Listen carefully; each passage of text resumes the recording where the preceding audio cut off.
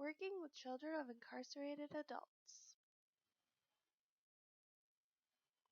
In 2010, there was an estimated 2.7 million children with an incarcerated parent living in the United States. Studies suggest that there are tens of thousands of more parents who are currently on probation or parole, which can also greatly impact parenting. There are approximately 10 million children in the United States who have had one or both of their parents incarcerated at some point in time. These children, who have parents under some form of criminal justice system control, are currently considered to be some of the most at-risk children in society.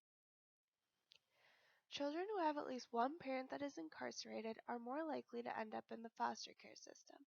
Between 2006 and 2016, approximately 5,000 children who entered foster care due to a parent being incarcerated were legally removed from their parents' custody.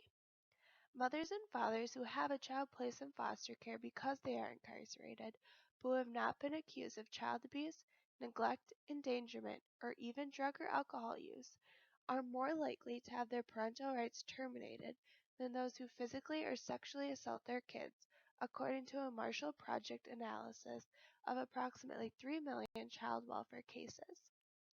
Children of female prisoners are 5 times more likely than those of male inmates to end up in foster care, and female prisoners have their custodial rights taken away most often. Due to this interruption of the family system, children of incarcerated parents are likely to face many unanticipated stressors, such as potentially being separated from siblings, the possibility of having to change schools, having to move, and the constant worry of whether or not they are going to see their family again.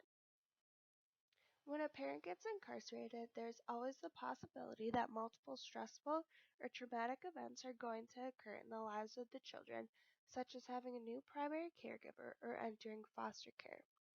These stressful or traumatic events are known as adverse childhood experiences, or ACEs. The more ACEs that a child has throughout their childhood, the more at risk they are considered to be. For example, one study done in a California jail found that 1 in 5 children were present at the time that their parent got arrested, and over half of the children were between 3 and 6 years old. Witnessing the arrest of a parent is likely to be a very traumatic and frightening event for a young child, and can be considered to be an adverse childhood experience. It has also been found that children of incarcerated parents are at risk for more frequent financial instability, lack of support and nurturance, residential instability, and unmet material needs. If these risk factors persist for many months or even years, they are likely to take a toll on the children and result in even more ACEs. Children of incarcerated parents are also more likely to have the following characteristics: increased behavior outbursts, low self-esteem, concentration problems, increased use of drugs or alcohol, truancy, and an overall decline in school performance. When working with this population, perhaps the most important role that a school social worker may have is to be an advocate. Oftentimes, the parental rights are taken away from those parents who are incarcerated. However, research shows that children of incarcerated parents tend to do better when they are able to maintain some contact with that parent. Providing resources and safe spaces for these children is also another way that a school social worker can provide support and guidance. As for other school personnel, it is important that they understand the struggles that children of incarcerated parents have been through. As with any students, it is important to create a safe and welcoming environment and continue to find creative ways to keep the students involved and interested in school. Also, school personnel should do their best to build solid relationships with the children that are enrolled in their school. Building trust and empowering these students is an essential way to ensure that children feel safe, valued, and ready to commit to their education. Here are a couple of resources I found that could be helpful not just when working with children of incarcerated parents, but for social workers working in any education setting.